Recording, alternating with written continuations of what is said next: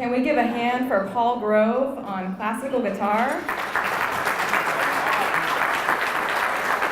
Thank you, Paul. Thank you for joining us.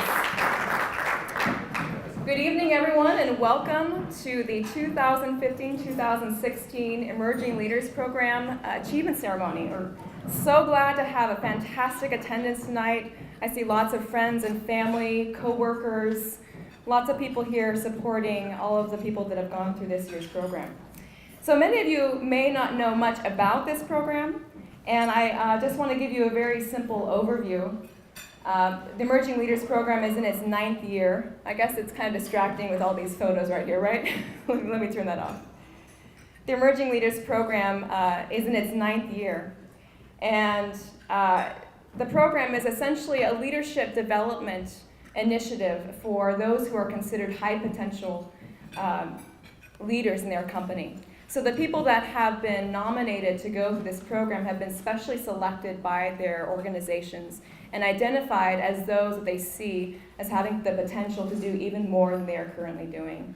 So this evening's event is really meant to highlight the growth and the achievements that they have been able to see this past year. Before we start, I do want to welcome especially the alumni in the room. This is also somewhat of an alumni reunion. So can we have all of our Emerging Leaders Program alums just stand up for a moment, wherever you may be? All right. Thanks so much for coming. We're glad to have you.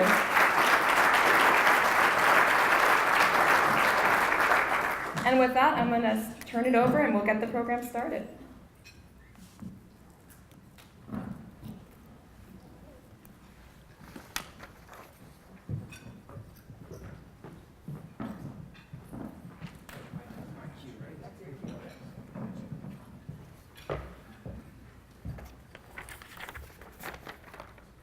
Testing. Can you hear me okay? How about now? Okay? Be vulnerable. Tell your story. When Joe Alberts stood up in front of us during our early session, he says, telling your story and being vulnerable is leadership. And I kind of sat back and I go, I'm going to try to impersonate Joe. Really? It's going to take us 9 months to figure this out?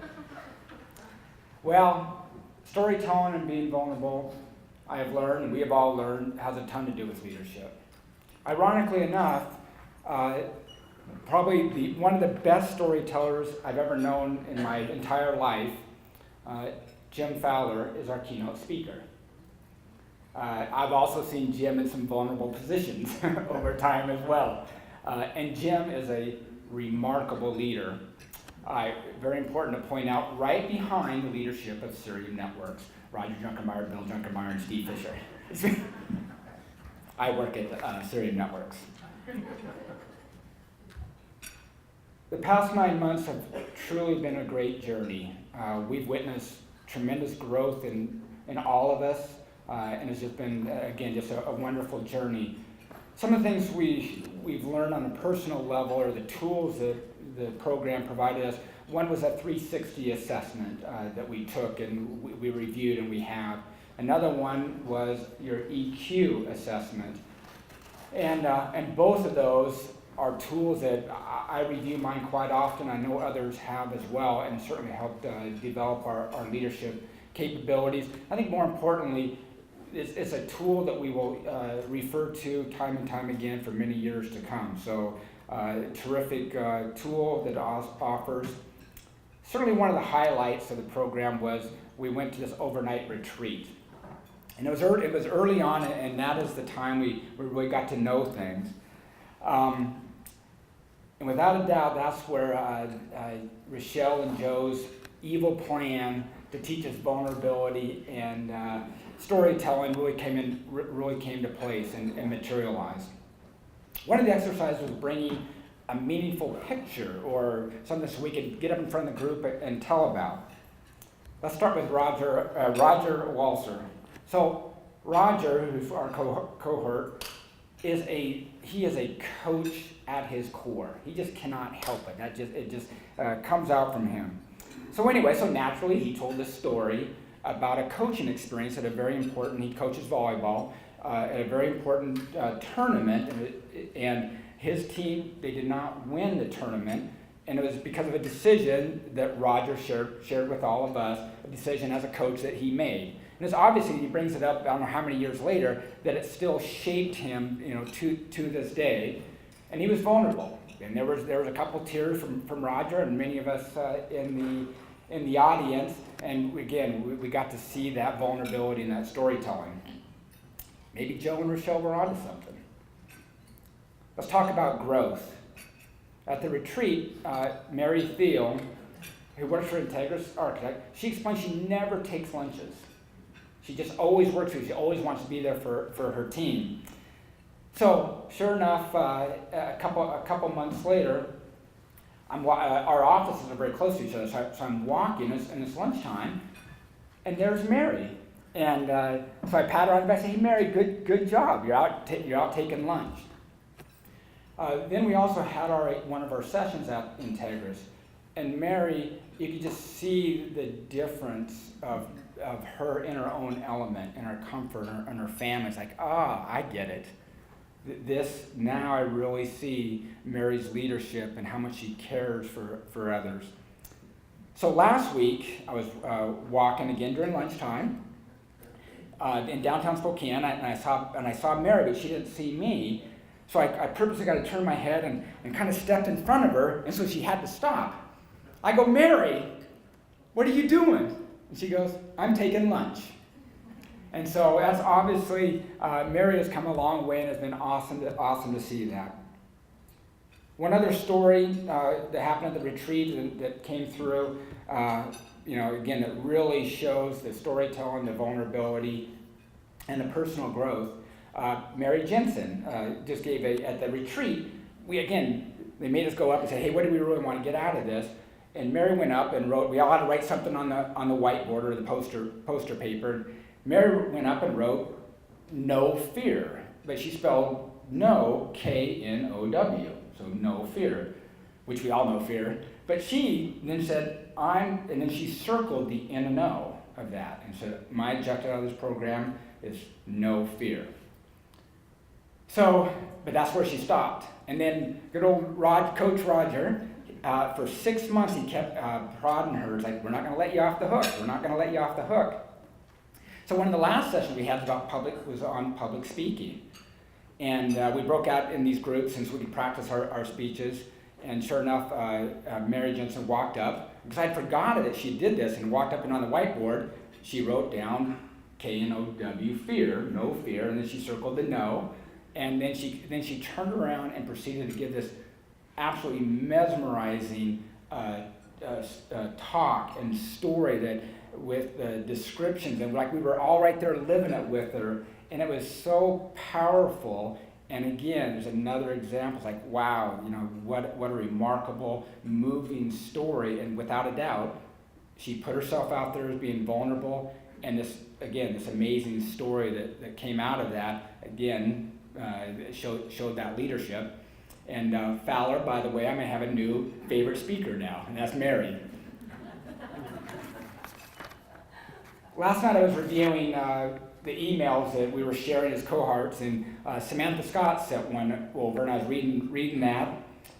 And her email said, specifically, "The wonderful journey we went on this year." And that's the perfect summary. So with that, Joe, Rochelle, my cohorts, thank you very much. It has been a wonderful journey.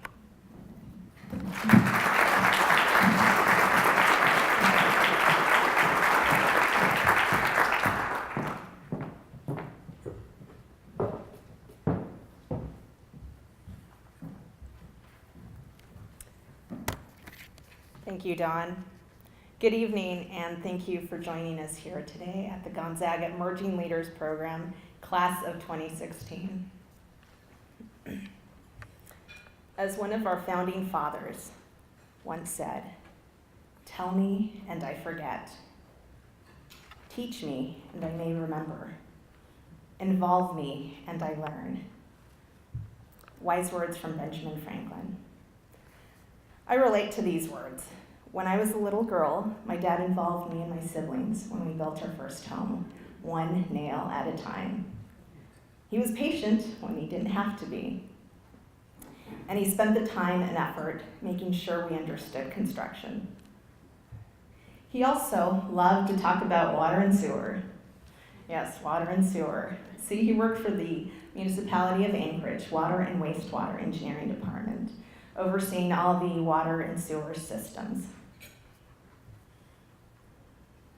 He also loved fishing, and you could talk to him for hours about bait, hooks, tying knots, and fish. He was a hard worker, and that impacted all of us tremendously on how we chose our career path. My older sister became an interior architect. My brother owns his own construction company, and my little sister, a doctor of physical therapy. When I was in high school, I became very interested in science and physics and math. My teacher saw that interest and enrolled me in an after-school program for engineers, potential future engineers, sponsored by British Petroleum. Again, another example of being involved. I recall many mentors throughout my life, my young adult life years, all of which exemplify this Benjamin Franklin description of a mentor. Tell me, and I forget. Teach me, and I may remember. Involve me, and I learn. When I began college 24 years ago, I enrolled in the School of Engineering. Little did I recognize how important mentors would be. Because I achieved a high GPA in high school, I received the Chancellor's Scholarship in college. My first year as a UAA freshman in the engineering program, I maintained a high GPA. Yet, when it came down to time to meet with my college advisor, he encouraged me to seek a different career path, saying engineering was not really an appropriate career path for a female. This was Alaska, almost a quarter of a century ago. While there were female engineers, there weren't many. See, Alaska was industrial, and it was a rough form of living at times. I went home discouraged, knowing that it would be an uphill battle from then. My sophomore year came around. Still maintaining a high GPA, and again, it was time to meet with my college advisor. He again sat me down and encouraged me to seek a different career path, saying he still believed that engineering was an inappropriate career path for a female. That was it. I thought I was going to drop the program, and despite me excelling and really enjoying engineering, I went home nearly in tears telling my parents. My dad, a man of very few words, and never to beat around the bush about issues. He firmly looked at me and he said, "Mija," which is a Spanish endearment word for little daughter. And he said, "You don't let anyone tell you what to do. If you want to be an engineer, do it." And I will never forget those words. Needless to say, I became a civil engineer, graduated, and obtained offers from many firms in Alaska. My dad was also instrumental in guiding me, helping me, encouraging me to select a great firm to begin my engineering career. I felt grateful and humbled. This is why I believe and know that surrounding yourself with wise mentors is so important in life. I also recognize that it's important to give back to the younger generation and be a mentor. There's a verse in Proverbs 27:17, which has so much truth to its meaning. Iron sharpens iron, so one man sharpens another. As you may know, pure iron is relatively soft, but when it is exposed to excessively high temperatures, it becomes a very hard metal and can endure heavy weight. In many cases, iron is used to shape and mold other iron, hence the verse. In that same concept, people have the ability to do the same as those iron properties. We can be sharpened and then be sharpened. That is empowering. Iron sharpens iron, so one man sharpens another. The Gonzaga Emerging Leaders Program exemplifies this biblical practice. In this program, we were paired with CEOs throughout our communities. The CEOs or leaders in our communities mentored us throughout this program. And Rochelle, Joe, you did an exceptional job pairing us all to our mentors. We'll be recognizing our mentors soon, but I wanted to have my mentor, Jeff Adams, CEO for Horizon Credit Union, come up and say a few words.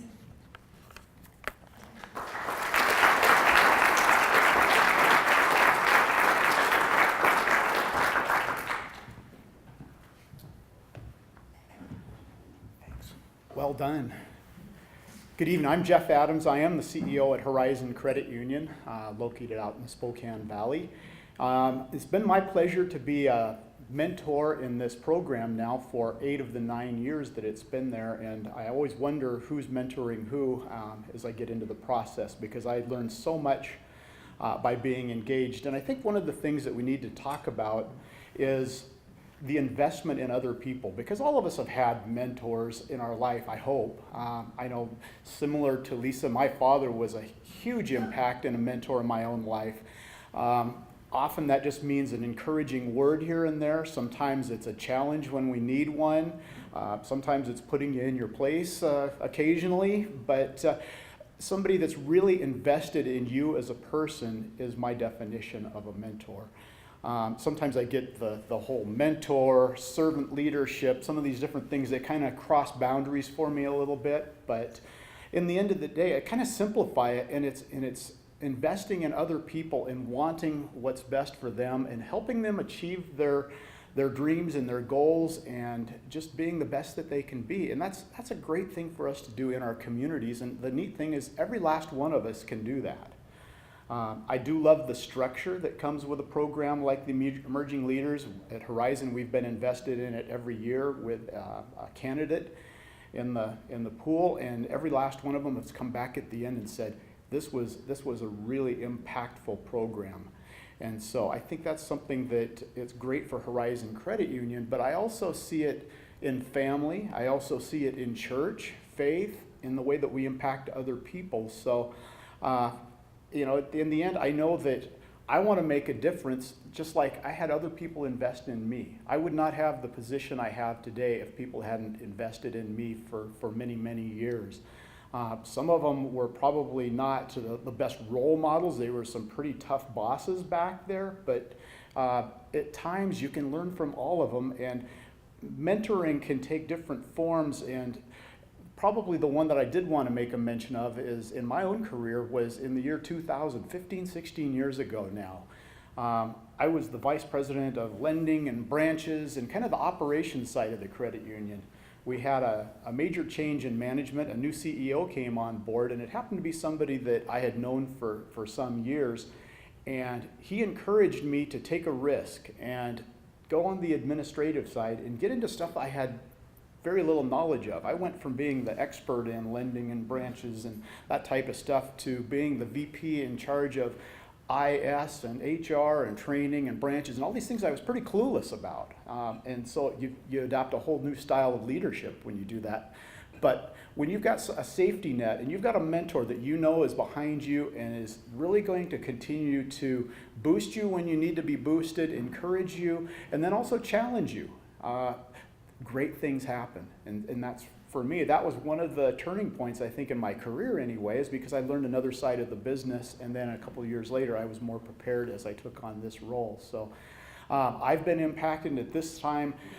We talked a little bit about what it means to me and why am I doing this? Well, it's a chance to give back, and it is something I believe in. It's something investing in other people.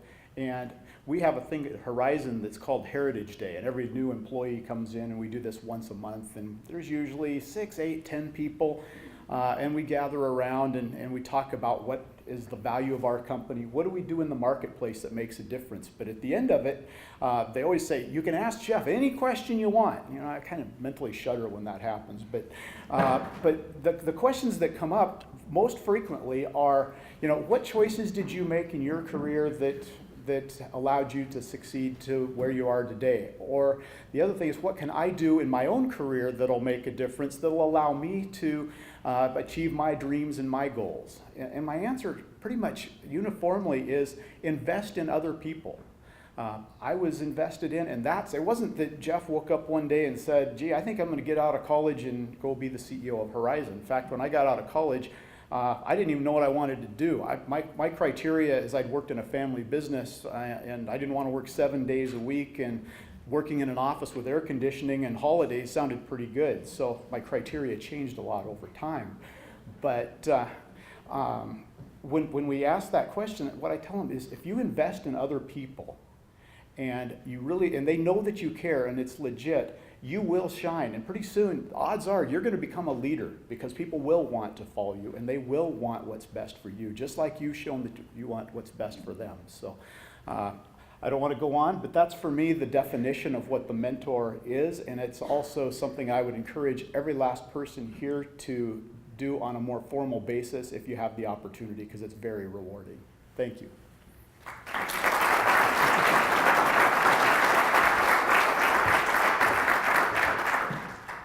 So with that said, on behalf of the cohort, I'd like to thank each and every mentor. It meant a lot to us to have you as our mentors. Thank you for giving your time, providing insight discussions, wise words to encourage us, practical advice, positive approaches to assess and deal with conflict, provide ever grateful guidance, and be a valuable resource to our personal and professional leadership growth. Thank you.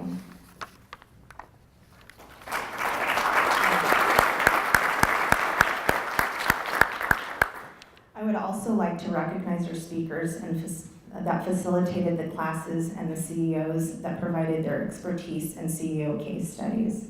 For self-leadership, we had Kevin Parker, the representative representing the 6th Legislative District in our Washington House of Representatives, as well as the owner of Dutch Bros. What an amazing and an enlightening person, emotionally committed to not only his company, but to his employees. He did a wonderful job illustrating the concept of genuine servant leadership and emphasized, as long as you are present and open, you can find advice, wisdom, perspective from just about anyone.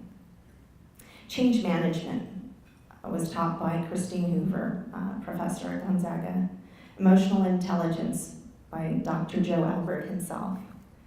Interpersonal communication, Stephanie Vigil, news anchor for KHQ-TV, and Dan Mahoney, former CEO of Renaissance Electronics North America, who also spoke about integrity being the #1 quality in a good leader. Conflict resolution was presented by Dory Sontag, Assistant VP for University Advancement, and Patricia McRae, CEO of KHQ. Employee engagement by Rochelle Crowlard from Red & Associates, who gave us pointers on how to actively engage team members. Kyle England, HR Manager for Kaiser Aluminum. Ed Hopkins, CAO for Spokane Teachers Credit Union. Brian Schaefer, Assistant Chief for the Spokane Fire Department. And Leanne Pelletier, former CEO of Alaska Communications. For public speaking, we had Dr. Mike Hazel, Assistant Professor and Chair of the Communications and Leadership Studies program here at Gonzaga, who provided great tips on effective public speaking and how not to have fear. And Janet Wyndham, former COO for Blue Shield, California, who really pointed out, as leaders, we are people and are people in the development business. All of these speakers and case studies were wonderful. It was refreshing to hear what they had to say and how they embraced learning from their personal and professional challenges, failures, and successes in life. And now all of this wouldn't be possible without our program coordinator, Rochelle and Joe. Thank you. So I'll leave you with this. In learning, you will teach. And in teaching, you will learn. Words from Phil Collins.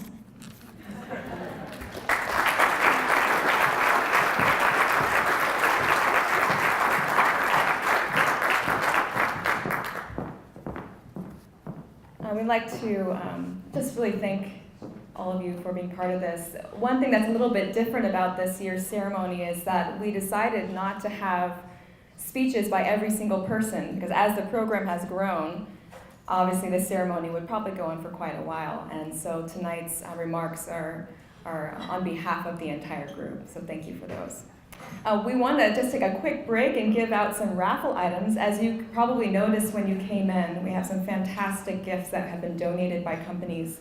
So we're going to do a little drawing here to see who gets the first thing, which is wine and a 125-year anniversary silver coin that was donated by Hecla Mining. So that first goes to Noah Stanfeld.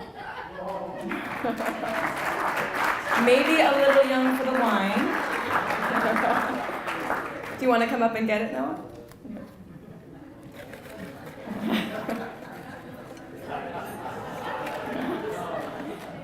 Real excited. All right, and the next raffle is from Spokane Airport. It's a wine basket. Thank you, Spokane Airport. And that goes to Steve Fisher. Oh, Steve, there he is.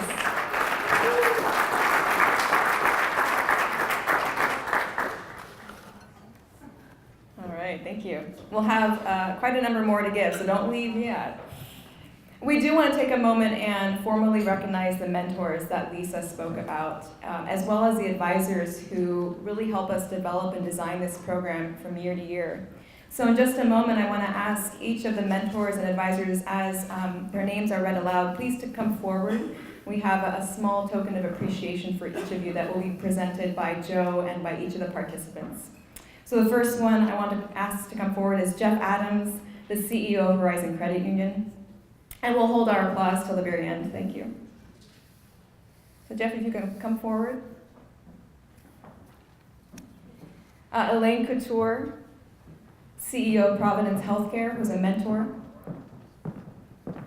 And Elaine is a new mentor in our program, so we want to give her a special recognition for that, for joining our mentorship team. Kyle England, who's an advisor to our program.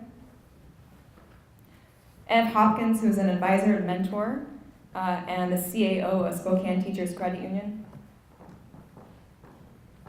We have Pam Lake, who's a mentor and advisor, and she's a retired clinical director as of about 2 weeks ago from Group Health. They finally allowed her to retire. We have Pam Lund, the CEO of the Girl Scouts of Eastern Washington and North Idaho, and she is a mentor in our program. Mark Newman from Horizon Credit Union, the COO, who is a mentor. Jody Olson, who is an advisor in our program. Jody, welcome. She's the VP of Human Resources at Horizon Credit Union. Preston Potratz, a mentor, a principal at Integris Architecture, and an alum of the program. Diane Quincy, an advisor in our program, and the Director of Leadership and Organizational Development at Avista Utilities. Brian Schaefer, who's a mentor and the Assistant Chief of the Spokane Fire Department. And Kirk Woodgains, who's a mentor and advisor, Assistant Vice President of Human Resources at Gonzaga University.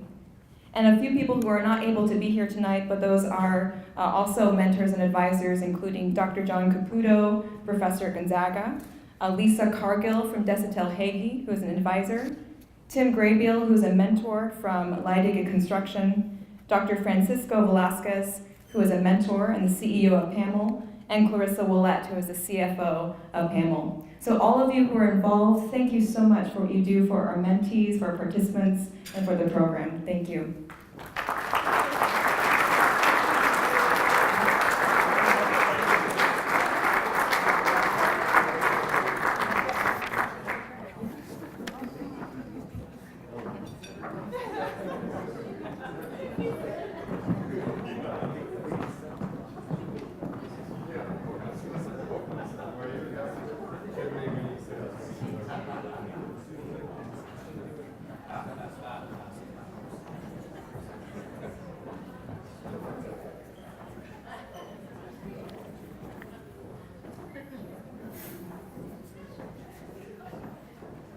All right, can you all hear me?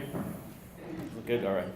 I've never had a problem not being heard, so just let you know. I am Roger Walser. I'm with Horizon Credit Union too. Thank you very much, leaders, for giving me this opportunity. I'm going to apologize first because I did take the effective speaking. So what I'd like you to do is close your eyes, relax, get lost in the moment. Think of me, vision me, staring at your foreheads, working the room from left to right. All right. I'm going to read a little bit because when I do it and I speak it, as Dawn says, I just weep all the time. So I don't want that to happen, so I'm going to try to stay focused on the task here. So bear with me. First of all, so you chose me for your closing thoughts. I'm not sure about that. So I'm an emerging leader, 52 years old. Kind of a late bloomer, all right? But my catchphrase was bloom and grow at the very beginning of our retreat, so I guess that works fine. Where did our journey start? 10 months ago. And I remember my first reaction when Jody said, hey, we have this emerging leaders program. I said, what? And then I thought, me? And then the next thought was, how am I going to do this with the job that I have? And then I said, well, thank you for the opportunity. Next, we had 360-degree assessments, stretch goals, the review of the assessments where we met Joe. I remember Joe giving me a look, and he grabbed his head, and you all know this look. How the hell did he get in this program? Oh, well. So, and we moved forward from that. Then there was the retreat. And it was like slowly pulling off a Band-Aid that had been on you for 6 months. Meeting our mentors, the classroom sessions, learning we had EQ. My son said, you have emotional intelligence? What? The EQ debriefing, and Joe identified just with my son, you're an angry old man. Yes, I am. So, duh. Yeah. We had more incredible speakers, great case studies, fantastic site tours. How many people get to go down 7,900 feet below sea level? It was awesome. 150 degrees when you feel the wall. It's cool. Kaiser as well, just great experience. We went through public speaking. Yeah, okay. Yay! Thanks, Dr. Mike. It's funny because when we talk about public speaking and your comfort level, I put myself as an 8 or a 9. But right now it's about a 3. So, then the worst part was the filming. Oh, that was horrible. It's just a horrible experience. But thank you for giving me the opportunity. And now we're here at graduation. So I asked the team, let me get to this part first. Through all this, we built trust. Really trust in my teammates, my class, our instructors, and a little bit of trust in ourselves. And I think that was where we started. It's a stepping stone. That's the emerging part. And I don't know if we'll ever be emerged, I hope not. But we're emerging. So I asked the team what I should talk about. So they gave me a couple ideas here. First was the retreat, and I call it when strangers come together. We came in with a common theme. How do I show I'm worthy with all these geniuses around me? And that's what it felt like. You wonder, why am I here? And you can see the talent as soon as you talk to the people. We were all very unsure and still didn't know if there was any value in the time we took away from work for this experience. Then Joe broke into song. Unaccompanied, without music, he broke into story, and the magic of ELP was set free. It's true. Then we had recess. Our outdoor experience. Okay. It seemed to take us a whole day to get the entire team to balance on one simple platform successfully. Apparently, we have a lot of leaders, very strong leaders. We also learned that a few of us found great enjoyment pelting blindfolded people mercilessly in the face with rubber balls. The Marys and the Lisas. Then we went back inside, and I learned a very valuable life lesson. Hide the spaghetti and the marshmallows from the engineers. Okay? If you're in the class, you'll get more hands. Through all this, we built layers of trust. And with this trust, we started to take risk. And you've heard the other speakers talk about the risk that goes into this. That night, Next to the water, it seemed like a safe place. Even with the wine, the bonfire, the ghost stories, I don't know how those came out. And we grew more comfortable. The next day, time out. Excuse me, thank you. The next day, we learned Rochelle's immune system can handle any African parasite or disease that there is. Don't mess with Rochelle, that's the rule, okay? More storytelling, more exposure, more risk, and more trust was built. In that retreat, we laid the footings for our cohort to grow. Page 5. The next part I would call this, everybody wanted me to speak to this, but I call it the Kevin Parker experience. It's a great name for a band. It was our first class session, and most folks shared their story at this point. Joe taught us about some leadership, and Kevin Parker was going to do his case study. But we hijacked this session. We just started badgering him with questions. And through these questions, Kevin disclosed the journey of his and how he discovered the value of servant leadership. Open, honest, emotional communication. His painful learning, I want to write this is such good writing. His painful learning tremendously reinforced what we're starting to discover. I don't want to lose sight of that. He didn't know us at all. And he put tremendous risk out there, and it set the tone for our class. We all walked away with a wow moment. There was lots of silent smiles when he was done. We all had moments of wonder with our other speakers as well, but I think this session really helped us create that foundation of trust that allowed us to share and to learn, and I thank Kevin for that. Mentors. Well, Brian's not here. He had a fire. So, I think he had a fire. As all mentors, they had great knowledge that they gave us with not always our great questions. Most impressive about Brian is the walk that he walked. He walked servant leadership, how he interacted with his team, how they responded to him. So Brian, I just wanted to let him know, I hope he was here, how impactful he was in modeling that behavior. It was very cool to me. The thing that everybody wanted to speak about most, though, is Joe. Would you please stand? Because I know you like attention. Rochelle, you're a group. Come stand up, please. Thank you. I don't want you lost. I don't think you know how impactful you both were. I'm going to read this or I'm going to cry. So, facilitators, master storytellers, that's both of you, by the way, Rochelle. Role players, managers, mentors, your openness, your honesty, your genuineness, your participation allowed us to thrive. There was never a hiccup in the sessions. If there was, we never knew it. Never. That's the whole thing. I'm going to turn my page, sorry. There we are. Your organization skills kept us on track. They're incredible. Your ability to hold us accountable was a great display of awesomeness. I'm trying to reach out to the millennials with that statement. Both of you asked us tough, compelling questions, pulling out the answers when we weren't ready to give you the answers. Joe, your humble wisdom, your self-deprecating humor, and I'm giving you the look now, okay, was always entertaining, but also moved us to take action. As learners, as leaders, so we didn't drown in our own triathlon of life. Okay? I think Joe said it well, and I'm going to paraphrase here, but just do one stroke at a time, and when chaos gets too much, change your stroke. Focus on the stroke and breathe. And it's great advice as you go through life. Joe and Rochelle, you taught us how to swim in a whole new way. So thank you. I'm not done yet. Okay? You both display the values of what this program is about. Neither of you expects or accepts thanks or acknowledges what you've done for us. It's never happened. Instead, you focus on your opportunities. Okay, you tell us to acknowledge what we do, but you don't acknowledge what you do. Once in a while, you have to recognize your own accomplishments. So since never of you ever toot your own horn,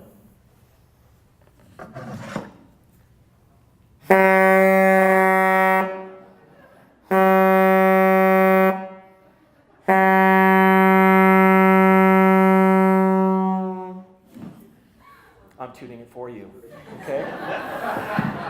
So, I would like to formally thank you for all that you've done for us. You've impacted my life. I know talking to my team, it's been a huge impact for us and the opportunity, so I'd like to thank you all. If you would.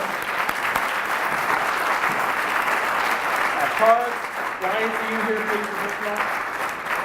Okay, this isn't all about you. You can sit down now. All right? Thank you. Lastly, I'd like to thank my classmates. Don, I appreciate you using me as an example. I love having the last word. No, I won't do that. I can only speak from my own experience on this subject, but each of you has helped me through this traveling. We shared many tears, laughter. You made me aware of my words and impact, and the impact they can have, especially when I didn't intend to have an impact in the first place. And Mary, I'm talking to you. You have made me capable when I've doubted myself. You've empowered me when I felt powerless. Every time I've gone to this session, it's just like an inoculation of, oh, that's exactly what I needed. And then I can go on. I can only hope that I have done my due diligence for you as you've done for me. We've built a footing and a foundation of trust, but ironically, we tore down our walls to become leaders. I hope and I ask that we can keep this structure and support intact and alive. So team, I'm very proud to be a part of our cohort. I congratulate you on your emergence, and I thank you for your time. Okay. Next up, we'll have Mary Jansen to introduce our keynote speaker. Thank you.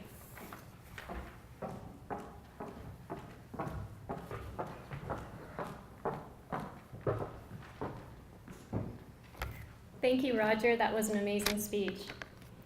I have the rare privilege to introduce our CEO guest speaker, Jim Fowler. Jim went to the University of Colorado in Boulder, where he met our very own Don Waldy.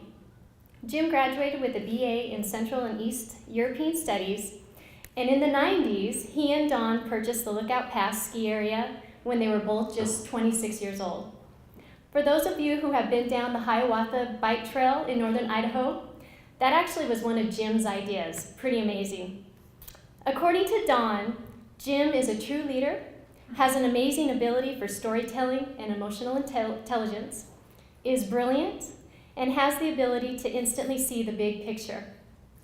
After selling the Lookout Pass ski area in 1997, Jim founded Jigsaw in 2003 and was CEO until it was acquired by Salesforce in May 2010 for $175 million.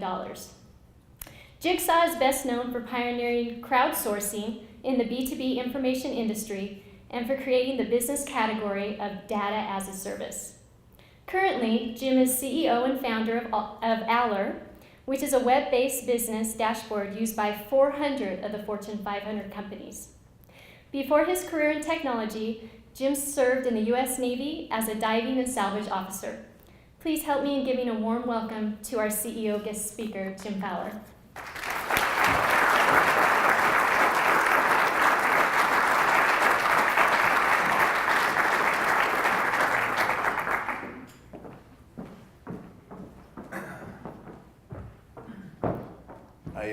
I do digital notes here, so we'll leave that.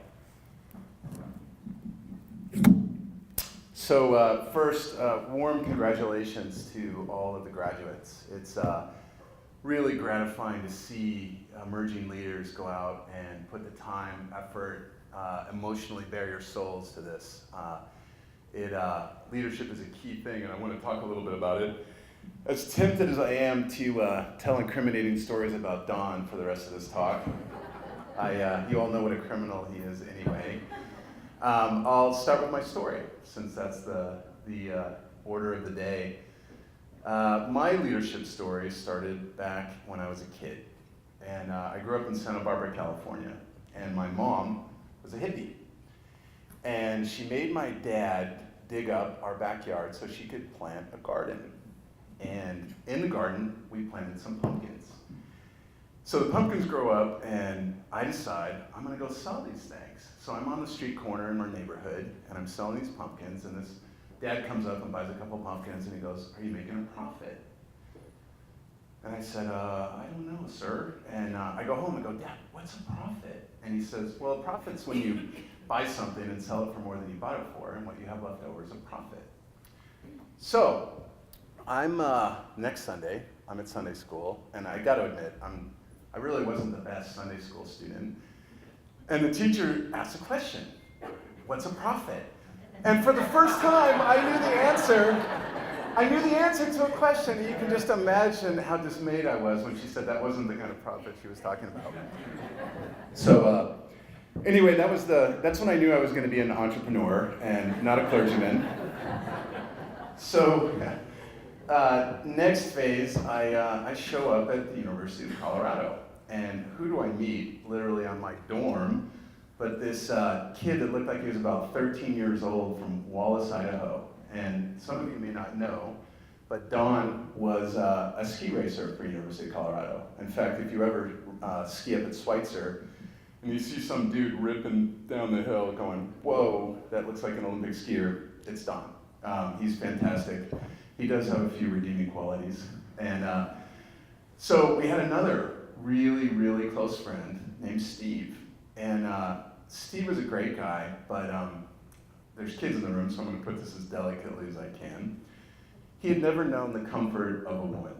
And in social situations, that was a pretty big liability when you're a sophomore in college. And Don had been telling us stories about where he grew up, Wallace, Idaho. And of course, we learned all about the mining industry and even more about the associated industries that go along with the mining industry. And we decided as enterprising young men to road trip to Wallace, Idaho and solve our friend's problem. So that was my first experience with the Pacific Northwest. I'm going to make myself vulnerable and say that before we went up and solved that problem, I ended up having to wake up after passing out under a pool table and sweets bar in Wallace, Idaho. So anyone who's ever been to Wallace, Idaho knows that that's kind of par for the course. But anyway, after college, as mentioned, I spent 4 years with the U.S. Navy as a diver and learned a huge amount of leadership and management, of course, probably some of the most important lessons I've ever learned. And of course, I get out of school, and I ended up spending a year traveling around the world backpacking, which, by the way, for those of you who have kids, if I could ever give you some advice when your child graduates from college or at some point, it's a wonderful experience. It was a life-changing experience for me, and I would encourage you to do it. But I get out, and Dawn says, "Hey, I'm moving back to Wallace, Idaho," which I loved, of course, and let's go into be partners at Lookout Pass. And that was a great experience. I loved it, but I hit age 30, and I think when women turn 30, they kind of got to make a baby decision, and when men turn 30, they got to make a "am I going to grow up" decision. So I was a little tired of being a snow farmer, and decided to go and run away and join the internet circus. So this was in 1996. And I remember thinking, oh, the wave has already passed, I'm too late, But I got there, and what do you do when you've been a diving and salvage officer and a owner-operator of a small ski area in North Idaho and you want to get into the tech business? Well, I became a sales guy. So did that for a while, and of course founded Jigsaw, and I wanted to tell a couple stories about that and then go into some thoughts about what I learned through all this. The first one, I think for a lot of us, it's really germane for entrepreneurs, but I remember we ended up getting our company funded. Jigsaw was kind of your just classic Silicon Valley story. We came up with an idea, we got it funded, we ended up raising $18 million in venture capital, and then you heard the outcome of it. But running a small tech company is really interesting, but I think there's same thing that occurred to a lot of you leaders in the room, and that is it's really hard, and it feels like things are always going to break. And one of my favorite stories about that was my co-founder, Garth. during the first year we were running the company, he would come to my office every Friday, like clockwork. It's almost like he scheduled a meeting with me, and he'd walk in and, Fowler, who are we kidding? This is a house of cards. It's never going to work. And I would sit there and say, Garth, you know that's not true. And I give him the 3 or 4 reasons that week why that wasn't. This thing keeps cutting out on me.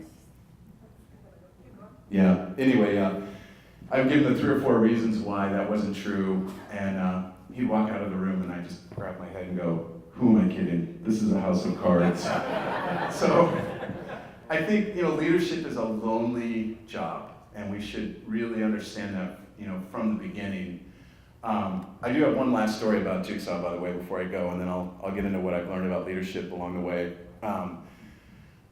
We were in Northern California, and of course everyone is very open in Northern California. And my son was 8 years old, and before we got bought by Salesforce, the company that ended up buying us, Dun & Bradstreet, whom I'm sure most of you are familiar with, they tried to buy us in 2008. And I come home from work one day, and they had just given us an offer to buy the company for $100 million. And the funny thing about this is that, I love to play poker, and I get way more nervous about having $100 in a pot than I ever would about talking about $100 million. It's like jumping out of an airplane. It's so high, you're not really afraid of the height. But I come home, and my wife said, hey, tell Six about, my son's name is Six, and he said, tell Six about what happened. And I go, hey, bud, something really exciting happened at work today. And he goes, what, Dad? And I said, another company offered to buy Jigsaw for $100 million. And he gets this serious look on his little face. He looks up at me and goes, you should ask for more.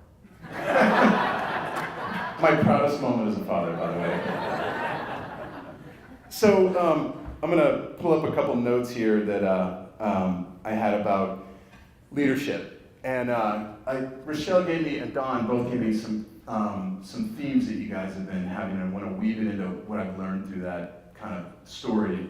And that is service and authenticity, and what I've seen with that. And the first thing I want to do is talk about leadership.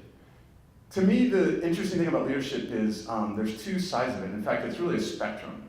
And in my mind, on one side you have what I call pure leaders, and the other side you have pure managers.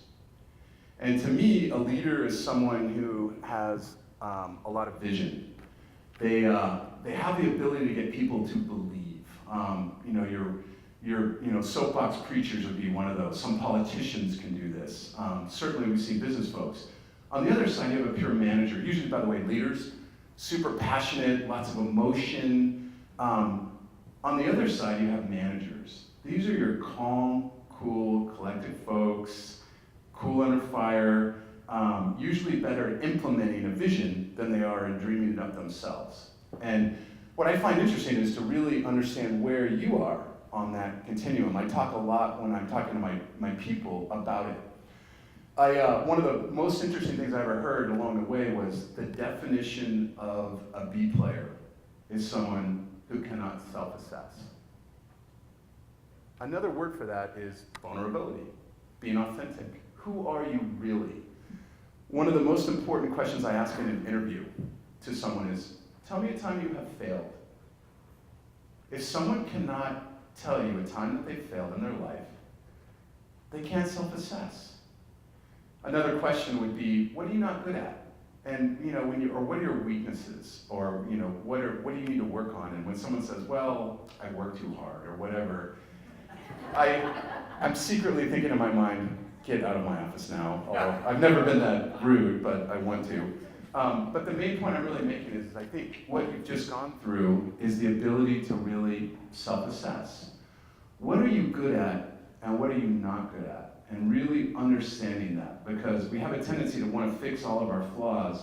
But what I found is that although that's really important, what's more important is to focus on your strengths and hire to your weaknesses. One time we did an assessment at my company. Like, I'm going to give you an example. For me, I'm absolutely way more on the leader side than the manager side. I don't like managing big groups of people. I don't like all the operational stuff. I know what good operations look and smell like, but I suck at implementing them. I have to hire people that are really good at that. And so we had an assessment. There was a book called Lemon Leadership. Anyone ever read it? Well, basically it's one of those really convenient acronyms that says you're a luminary, an entrepreneur, a manager, a networker, and I can't remember the other one. But the main point about it is you went and took these tests, much like you guys did, and it says, where are you? Not surprisingly, I showed up more on the luminary entrepreneur side. But what they said, and what I was so proud of, was we had a really balanced company, because I purposely went out and hired people that had strengths that I did not have. And he said, usually, a lot of times what leaders and managers have a tendency to do is hire people in their image. They're drawn to people that are like them. And that would be one of the first big learnings I learned, was make sure you're really asking yourself those questions as you go along. How do you make sure that they complement you? And part of that is being vulnerable, being honest. Another example that I learned, and a lot of this was what I learned from the Navy, but I tempered it for the Silicon Valley. By the way, an interesting observation about the Silicon Valley is lots of leadership there, very poor management. I think that the rest of the country does much more manager investment. Everyone in this room is a great example. You know, the smartest, brightest, most ambitious people on the planet, at least from a tech perspective, go to the Silicon Valley. We don't have time for that. They're too busy creating software, and I think it's really important, because to scale a company, you must have both. You have to have vision, but you also have to have that on-the-ground management, which I believe is a craft. You must learn it. I believe leaders are born, managers, it is a craft. So part of what you're doing here is learning management as well as leadership. But that's my personal view on it. But one of the most important things I learned about how to make yourself vulnerable came with how do you assess. One of the most difficult things we have to do as a leader or a manager is tell someone when there's a delta between what you want and what they're giving you. And the best management advice I ever got was from Bill Campbell, who unfortunately just passed away. He was on the Apple board of directors, and he was CEO of Intuit. He was affectionately known as Coach, and he cursed like a sailor. But I'll never forget sitting in a small group of CEOs with him one day. And he said, the number one problem that I see with my managers is they don't tell their people exactly what they want. And it hit me like a sledgehammer in my forehead, because I just went, wow, do I do that? And the answer, when I really asked myself, was no. I assume they know what I want, but I'm not really telling them directly, this is exactly what I want. So that was the number one thing I learned. So when you assess someone, what I would do was I would say, look, here's the deal. You're gonna assess me first. I would do an assessment every 6 months. And I want you to pick 3 things that I'm doing well and 3 things that I need to improve with exact specific examples. And I would make them review me first. This was designed to last 15 minutes on each side. It always ended up being an hour because there was more to it. But they would start, and even CEOs, we love to hear what we do well. Everyone does. It starts out in a positive way. But the rules were you have to listen. You can't rebut for 24 hours. You have to go home, think about what I said. You can come back and tell me how full of it I am the next day, but you have to listen. And you set the example. Of course, a military axiom of leadership is lead by example. And it was amazing how many things I learned what I was doing wrong. One of them is I talk too much. One of the pieces of advice I got was when we had our staff meetings, you should go last, because if you go first, no one else gets to talk. It was dead on true, and it was a really great thing I learned. It was a common theme. Another was I didn't listen well, and I agree. I really worked hard on that. I still talk too much, but I will say I did learn to listen a lot better. But the main point is that was a really effective way of making myself vulnerable, and I really pushed that culture down to my whole team and made sure they understood it, because when your employee listens to you, take their feedback, and you listen and ask questions and understand and have a genuine desire to improve, it sets an example. And I found that then when you deliver your feedback to them, it was simple as pie. And I never had anyone argue with it. Well, one time I said, stop, go home, sleep on it, come back and tell me I'm wrong tomorrow. It didn't happen. So that was a great lesson on that. I have one other thought here. How am I doing on time, Rochelle? Where are you? Okay, good. Got it. Good. The next part of this is about service. And in the military, we use the term duty. I love that term, duty. Maybe it's just because I was in the military. But I believe that employment relationships are... Is it just closer? Just keep it there. Oh, dang it. Oh, I see. Got it. It's kind of technical. I don't get that stuff.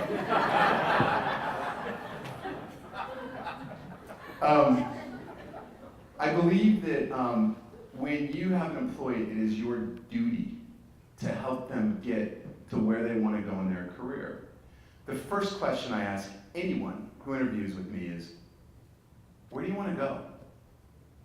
What do you want? Obviously, I want people that are ambitious. My favorite type of employee to hire is someone who wants to run their own company one day. Hire those folks every single time.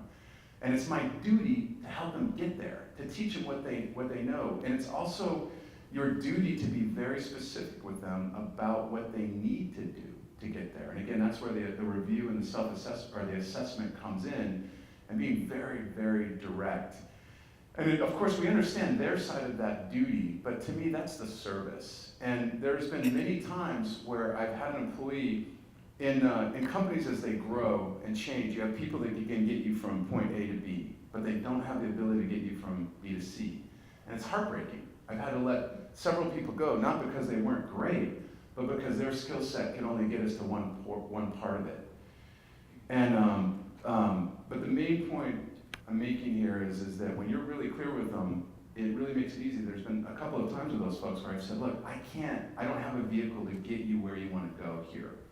You need to go somewhere else to do that. And I have just found that duty part really works. And when you invest, like many of the folks here have put your folks through, you're doing exactly that. It's just another form of it. You're helping your folks get where they want to go, and it's really gratifying to see. It's an amazing program. So I'm going to finish with that I think we all have a duty to help everyone, not just emerging leaders, but every one of our employees get where they want to go. Exactly what do they need, and be specific with them and help them every way you can.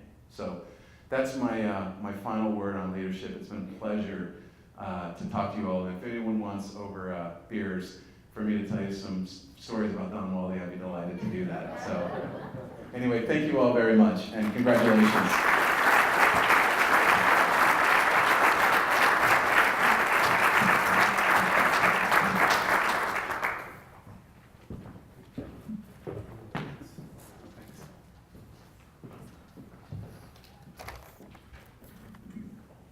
So we're talking to Don. He goes, oh, you got to meet this friend of mine. And so Rochelle and I have lunch with Jim, and like, crap, this guy's great, So, geez, nice job. Thank you. Okay, the raffles, right? 5 raffles? All right. Okay, I won't ask. Okay. All right, first one. Can I introduce them by off this? So, Vista Utilities. Who's got that one? They're bringing them up. All right. Very cool. Excellent. All right. God, look at these. These are cool. Oh, this would be great. Right. Alicia, are you doing the Vista one? Nice job. All right.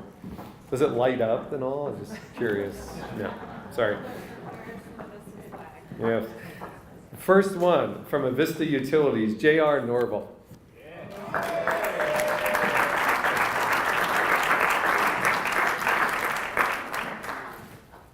All right, ACI Northwest. Jason, you got it. All right. That's big. That's a lot of cool stuff. All right. Barb Welk. Yes.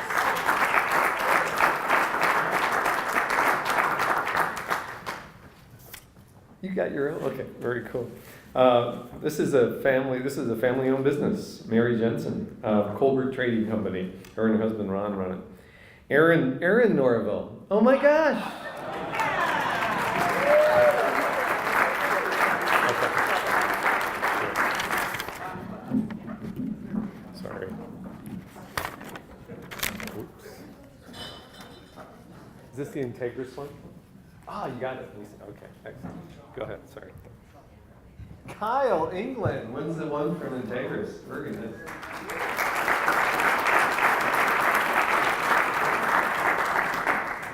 And if you know much about Dorian Studios, if your kids are in school, how many graduation pictures is there like going on right here? Yes, I thought so. Yes. Chris Mansfield.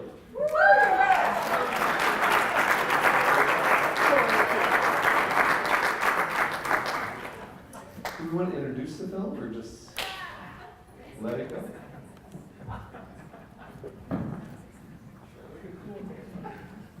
This year, with 13 people in the program, we wanted an opportunity to highlight some insights from everyone. And in order to do that, we thought it'd be fun to do interviews with each of them. So they all came to Gonzaga to our virtual campus studio. So we have a very brief 5-minute video just so you can get a sense of who this year's participants really are.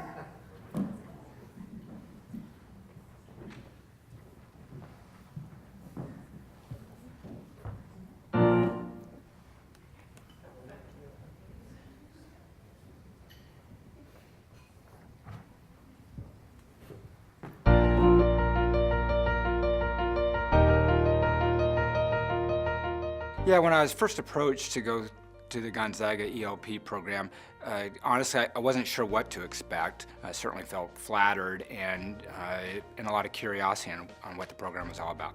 I was a little bit nervous about the opportunity, wasn't sure what all that would involve, but also excited at the same time.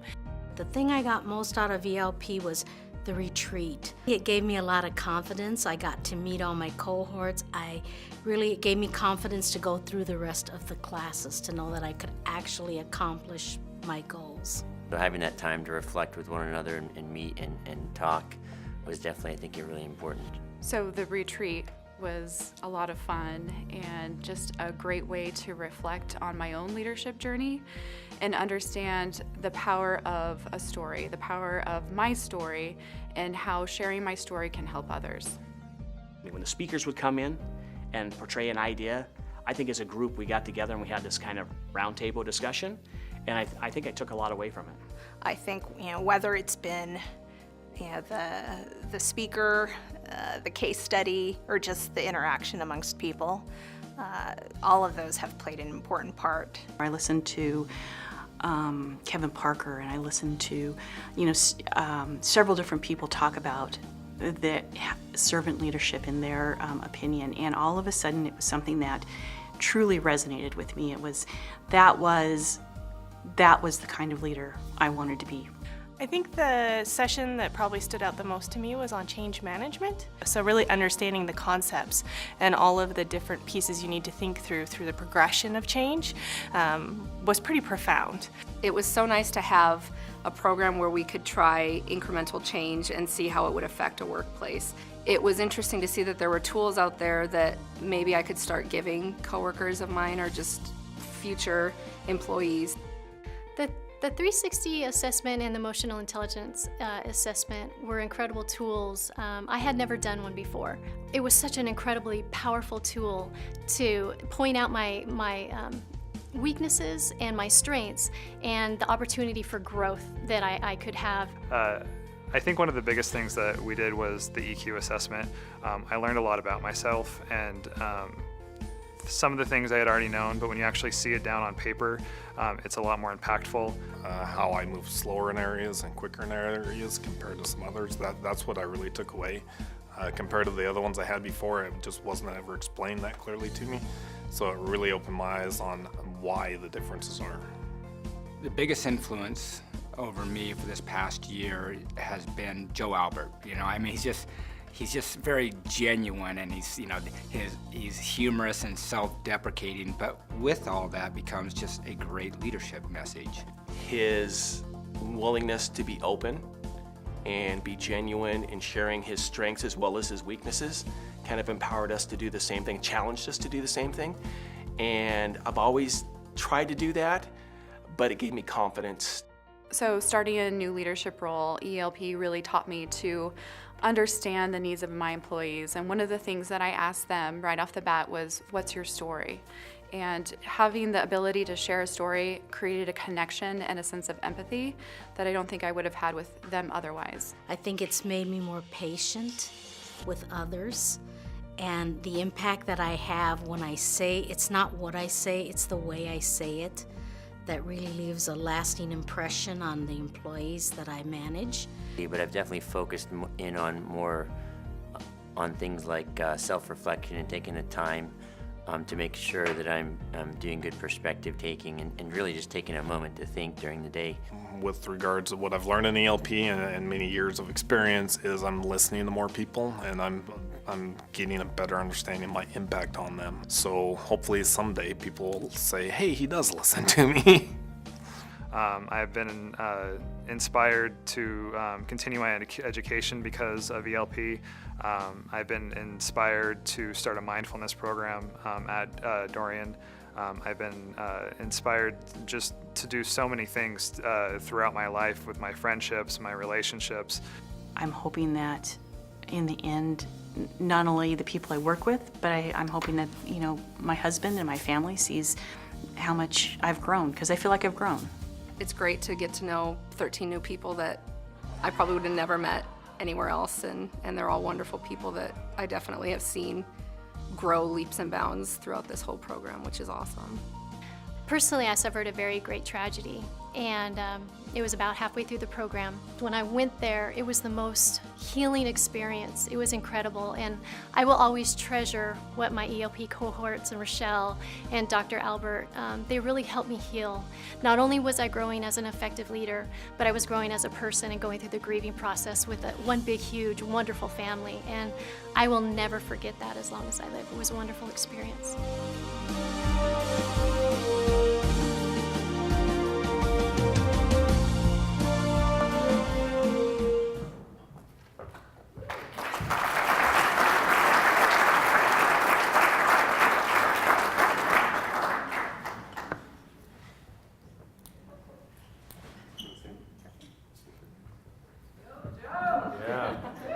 Like this poster, that woman was like our size when she started Emerging Leaders, and then she just grew tremendously. It was. Hey, so this is what we're waiting for, and what I'm going to do is invite each of the participants up one by one, and you know what? Don't save your applause. Go ahead and clap. You know, but please stay up here too. And Rochelle, who I want to thank again and compliment, isn't she amazing what she's done?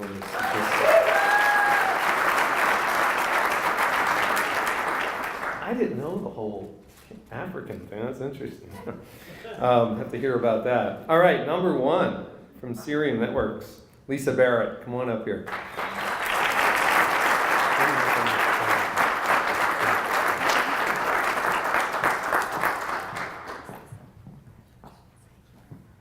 From Spokane Airports, Lisa Corcoran.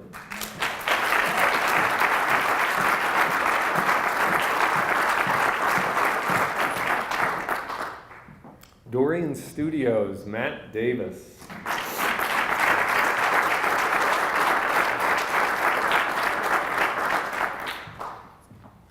Avista Utilities, Alicia Gibbs.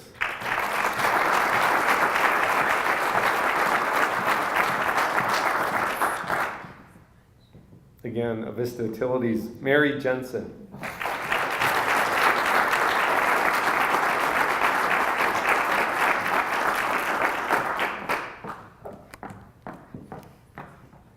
ACI Northwest, Jason Roque.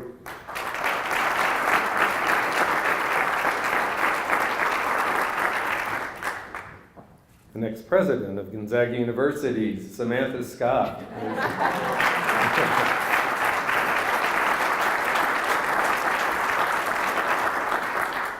Thane's not here, is he? No, he's not here. Okay. Just kidding, man. Just really love you. You're great. Northwest Farm Credit Services, Erica Spooler.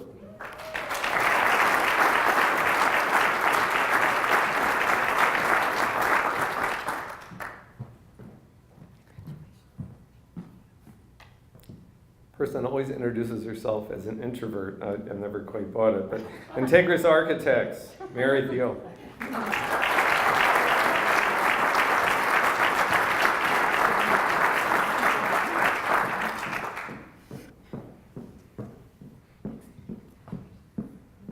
Have we heard a lot about this guy tonight or what? Cerium Networks, Don Wally, come on up.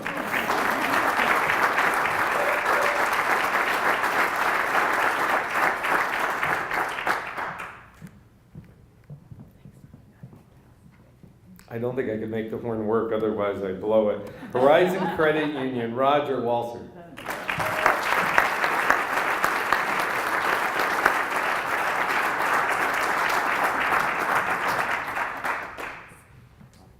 Can I close? So this is the biggest crowd we've ever had, and each year our groups get larger, mainly I think to Erica's work, but or Rochelle's efforts and stuff. I'm looking at Erica. And but thank you for being here. This has been, it's exciting to be a part of this program. It's a real gift to us. I think we enjoy it thoroughly, and long time. I think our vision of this is that these folks will all remain connected to us in so many ways, and we thank each of you, congratulate each of you for the year you've done and what you've given us. So much appreciation there. For all of you, thank you. Jim, great job tonight. Thank you for doing that. And all the speakers, actually fabulous, and the gifts that we got, great. And also mention the books that we gave out, the Magic Cup, Howard Behar's book, and really great if you get to pick it up. He's actually going to give some of the money to our program, so buy as many as you want, you know. So, anyway, but stay for a while, enjoy food, drink, and hang out. But again, thanks to all of you, and most of all, congratulations to this year's class. Thank you.